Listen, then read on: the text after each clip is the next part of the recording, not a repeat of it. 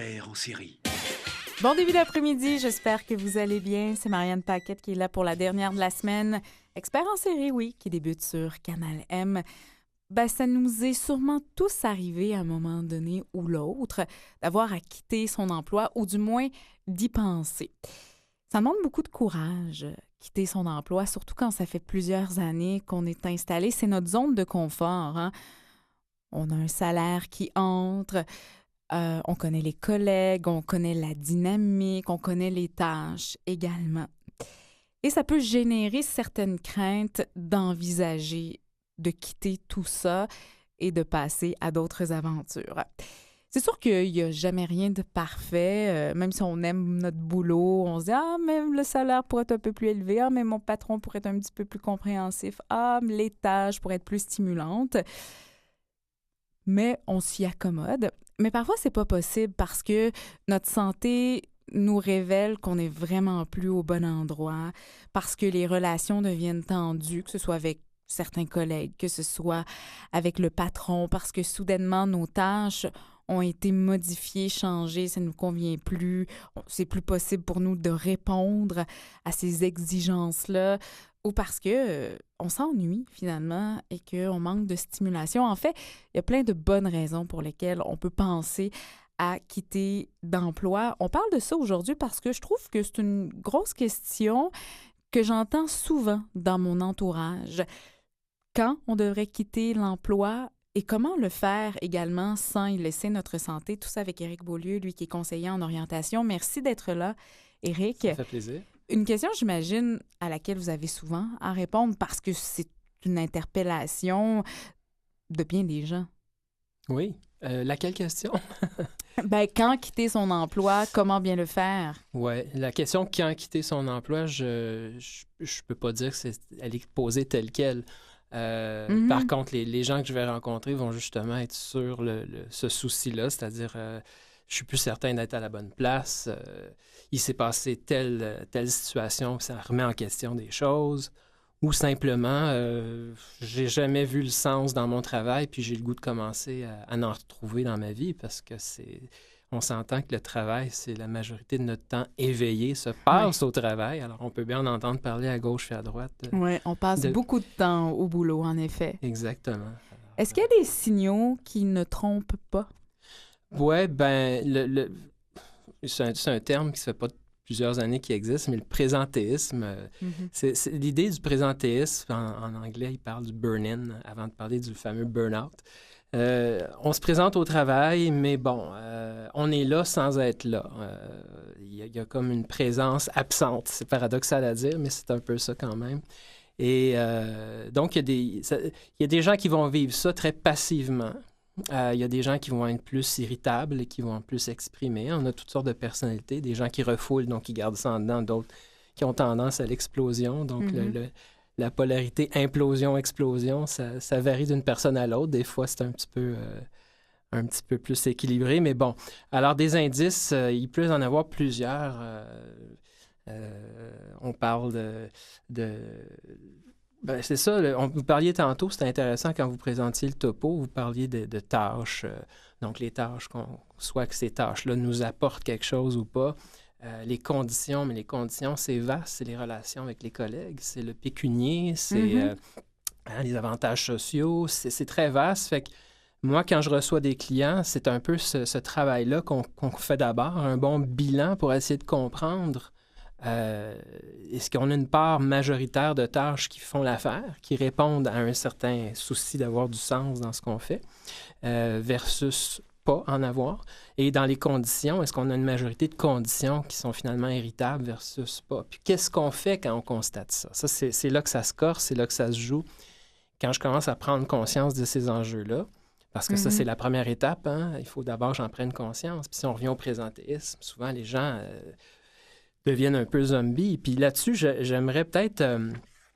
les choix la première question, quand j'avais pris connaissance de vos questions, c'est quoi les signaux qui nous indiquent qu'on n'est pas à la bonne place? Qui était ma première question. Qui était la première question, d'ailleurs. Hein, on va y revenir. On y va en mode circulaire. J'espère que les auditeurs ne seront pas trop désorientés de ce fait. tu sais, être à la bonne place, je veux dire, les premiers choix qu'on fait dans notre vie, c'est quoi? On est en secondaire 5, on nous dit qu'il faut faire un choix pour le cégep ou une profession, peu importe. Il y en a quelques-uns qui ont une idée déjà assez claire, mais habituellement, autour de nous, ils sont minoritaires. La plupart des gens, on y va en mode faut fonctionner, donc il faut faire un choix, il faut aller au cégep, il faut une job. Alors, est-ce que, la première question, c'est de dire, dans l'emploi, est-ce que je l'ai vraiment choisi au départ, cet emploi-là, ou finalement, je l'ai pris parce que 3 petits points, il fallait que ci, il fallait que ça? Hein, moi, j'appelle ça le faux que qui fuck. C'est-à-dire qu'il faut payer le loyer, certes, il faut payer ses comptes, certes. Mais si on fait ce travail-là sur une base d'obligation, il est fort probable qu'on va souvent changer d'emploi parce que tôt ou tard, on a besoin de sens dans ce qu'on fait. Donc, est-ce que c'est la première question à se demander quand soudainement, ça n'arrive pas de façon nécessairement soudaine, mais quand on réalise, oh là là, je suis peut-être pas au bon endroit, je suis pas si bien que ça dans mon boulot. Pourquoi j'ai choisi ce travail-là à la base? Et voilà. Et ça, c'est la grosse question qui est souvent démystifiée. Qui, pour beaucoup de monde, c'est pas une question... Tu sais, on se dit tout le temps se donner le choix, mais cette marge de manœuvre-là, quand on est en mode, il faut payer le loyer, j'ai une famille à nourrir, est-ce qu'on se donne vraiment le choix? Alors, des fois, donc, sur cette base-là, on va maintenir un travail pas satisfaisant pour répondre à des obligations. Puis là-dessus, ça peut mener, on parle du présentéisme qui mène au burn-out, voire même dépression. Puis j'ai le goût de vous lire, c'est très, très court, un conte d'un philosophe qui va peut-être bien, ou les auditeurs vont peut-être un peu se reconnaître dans des situations qu'ils ont pu déjà vivre, soit au travail ou soit ailleurs, mais qui montre bien un peu la dynamique qui s'installe quand on se met à accumuler, encaisser des choses. Alors, ça y va comme ceci. Imaginez une marmite remplie d'eau froide dans laquelle nage tranquillement une grenouille. Le feu est allumé sous la marmite, l'eau chauffe doucement. Elle est bientôt tiède, la grenouille trouve cela plutôt agréable et continue à nager. La température continue à grimper, l'eau est maintenant chaude.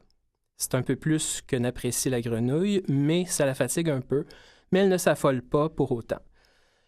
L'eau, cette fois, devient vraiment chaude. La grenouille commence à trouver cela désagréable, mais elle s'est affaiblie, alors elle supporte et ne fait rien. La température continue à monter jusqu'au moment où la grenouille va tout simplement finir par cuire et mourir sans jamais avoir fait quelque chose pour s'extraire de la marmite.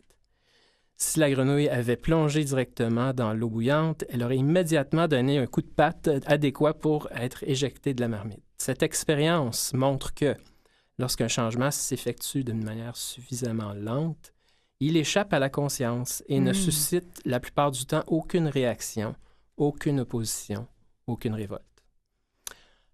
Ça vient d'où, ça, Éric Beaulieu? Olivier Clerc, un philosophe, écrivain.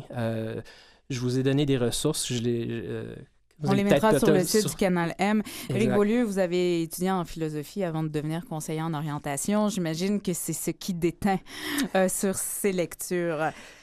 Oui. J'aimerais ça revenir au présentéisme parce que pour des gens qui ont déjà entendu le terme, ça peut sembler clair. Pour des gens qui n'ont jamais entendu le terme, et vous l'avez mentionné, c'est relativement nouveau, ça peut être un peu mélangeant. Quels sont les comportements qui traduisent du présentéisme? Donc, un comportement de démotivation, c'est-à-dire je ne suis pas animé dans ce qui m'occupe dans mon travail. Le syndrome du dimanche soir, ça en est un typique. Oh non, je travaille demain. C'est pénible. C'est un sentiment, des fois même, de panique presque pour certaines personnes. Donc, c'est ça, une fois dans le travail, la démotivation. On n'est pas engagé, on fonctionne. On fonctionne sans plus. L'être humain, je veux dire, notre corps a besoin de nutriments. Tous les matins, il faut déjeuner pour aller faire sa journée. Notre corps exige des nutriments. Moralement, l'être humain, psychologiquement, l'être humain a aussi besoin de nutriments, quelque chose qui le nourrit. Alors, il y a beaucoup de gens qui s'acclimatent malheureusement à ne pas se nourrir d'un travail et le travail est tout simplement fonctionnel. Répond à des attentes, des exigences. À des besoins qui sont se nourrir, payer le loyer. Oui, mais on est dans une société qui exige de plus en plus, un monde du travail qui met de plus en plus l'emphase sur la productivité. Produire de cette façon-là, ou l'efficacité de plus en plus dans le décor sur une base de non-sens, ça explique la pandémie, puis je pèse mes mots, de burn-out, qui en Occident est en train de devenir la première cause d'invalidité au travail. Oui, oui, oui. On ne parle pas juste au Québec, là. Hein? C'est un phénomène occidental. Vous parlez de symptômes physiques. Ben, en fait, vous parlez de burn-out. Moi, je l'associe à des symptômes physiques qui sont également mentaux, là. Tout ça est lié, évidemment. Donc, on peut avoir des symptômes ou des alertes physiques également si on est en train de s'épuiser au travail. Tout à fait. Il y en a pour qui ça va être l'insomnie, d'autres vont somatiser à travers des maux de tête, l'appétit. Ça va varier. Il ne faut pas dire « Ah, donc je dors plus », ça veut dire que... Non, mais c'est une combinatoire qui va varier d'une personne à l'autre. Alors, c'est difficile de dire si vous avez A plus B plus C, ça égale burn-out. Il faut juste être attentif. Puis je veux dire, un des premiers symptômes... Quand vous êtes mal à l'aise face à une situation, face à quelque chose, le premier symptôme, il se passe dans mes tripes. Hein? Ça serre, nos viscères se squeeze. Il y a quelque chose... C'est subtil des fois, c'est pas grand-chose. Mais la question qui tue ou qui ressuscite, c'est qu'est-ce que je fais quand je vis des situations malaisantes, inconfortables? Si dans mon travail, par exemple, on vient de me lancer une tâche pour laquelle je me sens incompétent, puis là... Je veux répondre à ce qu'on me demande, mais en même temps, je me sens pas capable. Puis là, est-ce que parce que j'ai besoin d'obéir puis de répondre à ce qu'on s'attend de moi, je vais le faire quand même, tout en me sentant très inconfortable de ne pas être capable de bien le faire, ou je vais oser lever la main, parler au patron, oui, je veux peut-être bien faire cette nouvelle tâche-là, mais j'aimerais ça avoir un peu de coaching. Est-ce que tu pourrais me payer une formation autour de ça, patron? Normalement, les patrons, les employeurs ont des budgets pour justement la formation continue des employés. Fait qu'en principe, un patron qui n'est pas ouvert à votre demande devrait lever un drapeau rouge pour vous, c'est-à-dire, je lui manifeste un souci de compétence, il me dit, fais-le pareil, puis tant pis. Donc, si on cumule plusieurs exemples comme ça avec un patron qui n'est pas réceptif à notre feedback par rapport à notre souci de bien faire notre travail, à drapeau rouge majeur, puis je suis pas amateur de baseball, mais après 3 prises, 3 tentatives, c'est out. Après 3 tentatives de justement nommer les problèmes, ben là, à un moment donné, il faut peut-être justement passer un autre appel. Ça m'amène à réfléchir, Éric Beaulieu, sur l'importance de se connaître. Parce que quand on est mal à l'aise dans une situation ou qu'on vit une grande période de stress, certains, ça va se manifester par un mal de tête. D'autres, moi, c'est les mâchoires qui se crispent. Justement, ça varie. Alors là, c'est mon signal. OK, il y a quelque chose qui ne fonctionne pas nécessairement bien. Ça va dans ma nuque, dans mes épaules. Je le sais.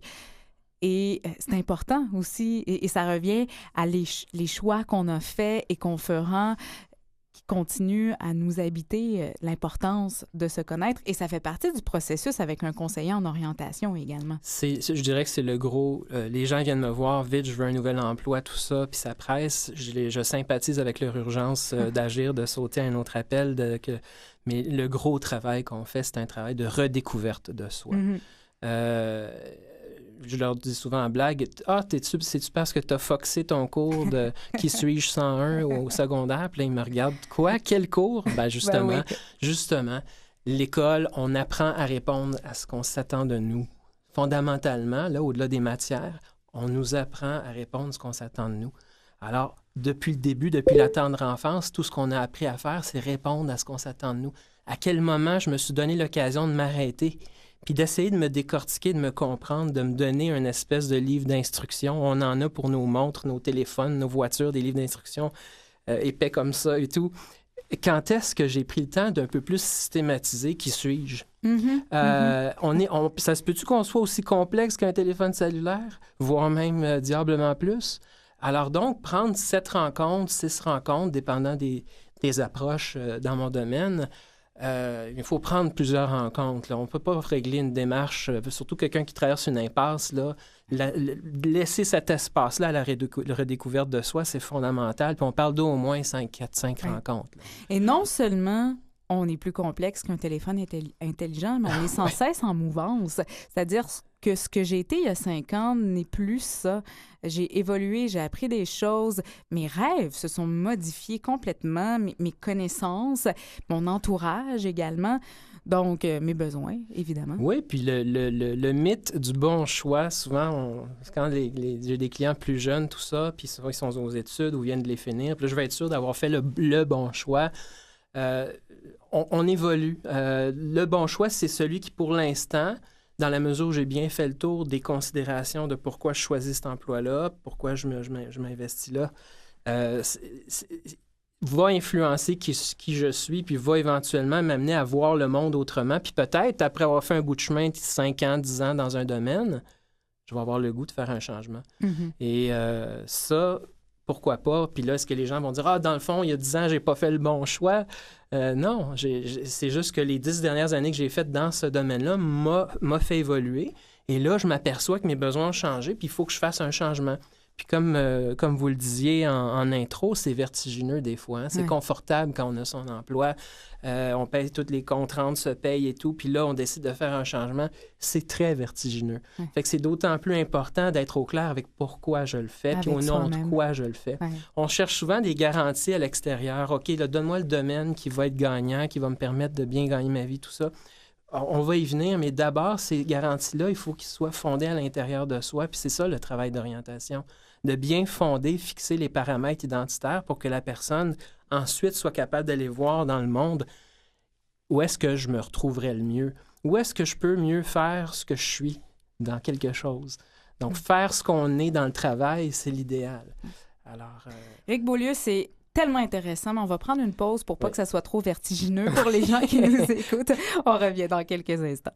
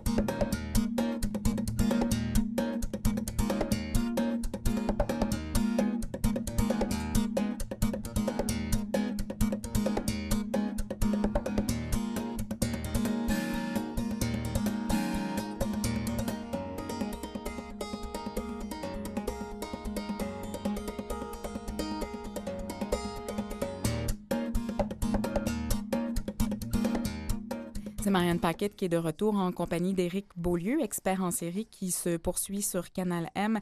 Quand devrait-on quitter son emploi? Une grande question. Évidemment, on ne répondra pas à tout. On ne pourra pas aborder tous les aspects. Peut-être que si ça vous sonne des cloches comme conversation, vous aurez envie d'aller plus loin. Il y aura des ressources sur le site du Canal M. Également, peut-être que l'envie de rencontrer un conseiller en orientation se fera sentir. Vous vous dites, est-ce que j'ai les moyens? Ça coûte beaucoup de sous de l'heure, mais c'est possible d'avoir accès à un conseiller en orientation, Éric. Oui, exactement. Dans les carrefours jeunesse-emploi, si on est âgé entre 16 et 35 ans, c'est gratuit. faut juste demander de rencontrer un conseiller d'orientation.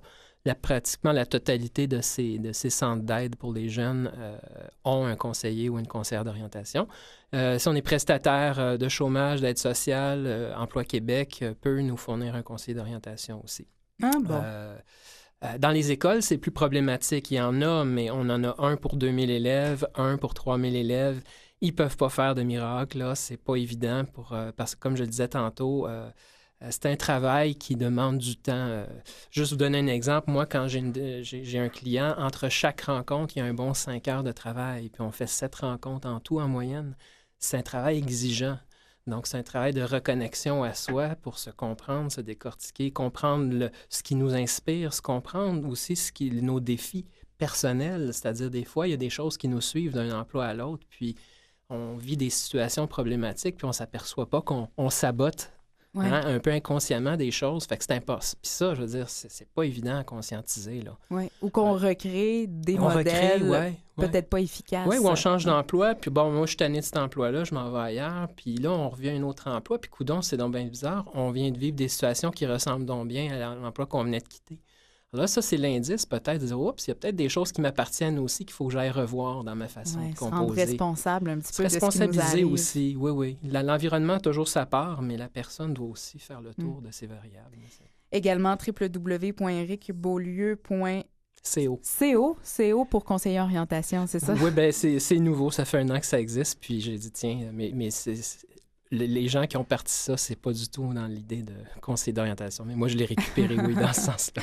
On glissera bien sûr votre site web sur le site du Canal M également. Merci.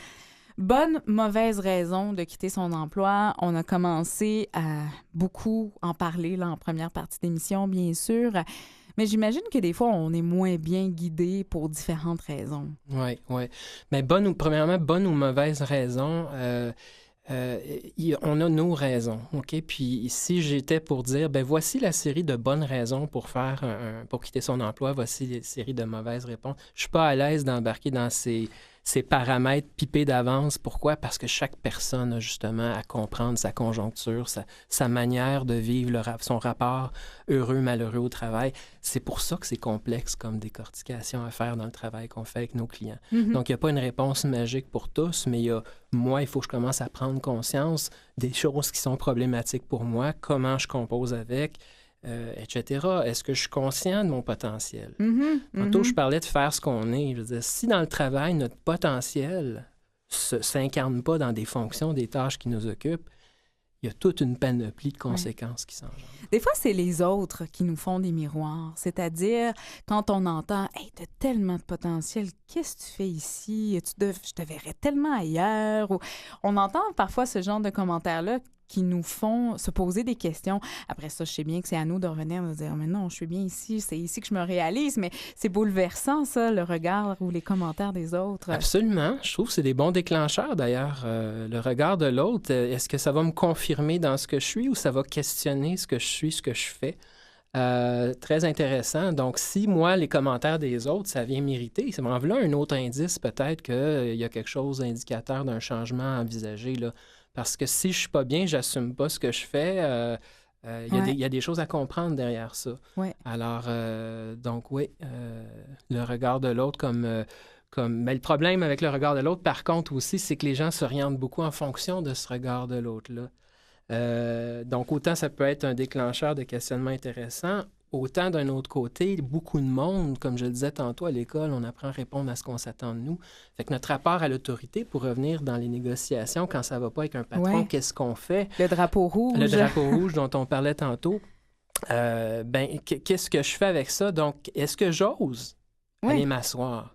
Ou est-ce que j'ai un rapport à l'autorité qui fait que moi, quand ça va pas ou quand l'autre me dit des choses puis ça fait mon affaire, je refoule, j'accumule. On a 2 genres de polarité. Je refoule, j'accumule ou j'explose, j'engueule puis ça règle rien. Souvent, dans la communication, on dit que la manière de s'y prendre est plus important que le contenu qu'on va dire. Alors, si je suis émotivement tendu, stressé puis j'ai trop accumulé puis là, je me présente à mon patron, ça se peut qu'au-delà d'entendre mes mots, il ressente une charge avec laquelle il ne voudra pas composer, puis il va me tasser. Il faut choisir son moment aussi. Il faut choisir son moment, il ne faut pas accumuler. Puis il faut bien comprendre aussi que le travail pour un patron, c'est d'abord ce qu'on a à accomplir, d'abord et avant tout. Fait que stratégiquement, je dis toujours à mes clients, ce serait peut-être intéressant que tu commences, si tu as abordé ton rapport au travail avec ton patron, de faire le tour des tâches dans lesquelles tu t'accomplis, puis celles qui finalement, ça ne va pas. Parce que s'il n'y a pas une majorité de tâches dans lesquelles ton potentiel est ton rendez-vous, c'est un peu délicat après d'aller demander au patron, bien là, j'aimerais ça que mon emploi aille mieux. Ouais, mais si tu n'as pas un minimum de tâches que tu as choisies parce que tu aimes ça, bien là, il y a un problème parce que si après tu dis oui, mais donne-moi un meilleur salaire pour comme compenser le fait que je ne suis pas heureux, il y a une contradiction. Puis le patron, je veux dire, tu ne l'aideras pas à t'aider si sur le fond, tu n'es pas à ta place. Oui. Aussi, à un moment donné, Éric Beaulieu, on a fait notre introspection. On sait pourquoi on veut changer d'emploi. On a appris à se connaître. On a parlé à notre patron. Notre choix est clair. Mais là, comme on le disait tout à l'heure, il y a le vertige qui s'installe.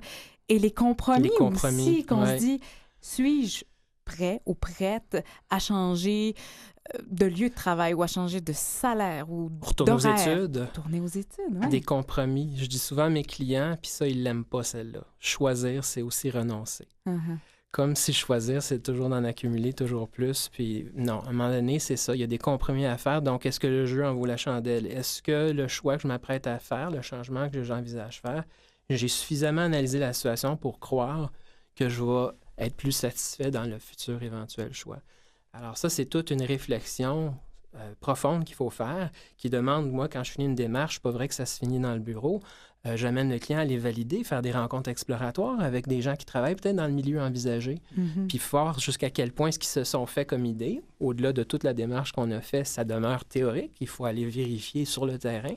Et puis ça, c'est engageant aussi. Fait que jusqu'à quel point la personne va avoir cette volonté, ce goût de s'engager dans des démarches exploratoires, au lieu de juste dire « je veux une nouvelle job, je m'inscris tout de suite dans un nouveau programme, c'est réglé ». Les gens, des fois, ne se donnent pas le temps de valider. Ça, c'est super important pour justement pas dire en bout de ligne « mon Dieu, finalement, j'ai fait un choix impulsif, puis je me suis trompé ». Puis j'ai fait un choix pour le salaire, par exemple, mais finalement, c'est pas ça qui est important pour moi. C'est ça. Le salaire, c'est une variable parmi tant d'autres. Donc, le sens doit aussi faire partie. C'est un équilibre qui n'est pas toujours évident à atteindre parmi toutes ces variables-là, d'où les réflexions qu'il faut se donner la peine de faire. Oui. Merci beaucoup, Éric Beaulieu. C'était vraiment très, très intéressant et ça donne envie de vous reparler très bientôt ou ça me fera plaisir. d'aller visiter le www.ericbeaulieu.co. On glissera bien sûr tous les liens sur le site du Canal M. Merci encore. Merci. Martin Dupuis à la mise en onde, Marianne Paquette au micro qui vous invite à entrer en communication avec nous, différents moyens, paquette@canalm.ca ou le 1-800-361-0635, poste 220 par téléphone. Toujours agréable de vous entendre. On se donne rendez-vous lundi. D'ici là, portez-vous bien. Bon week-end. Bye bye.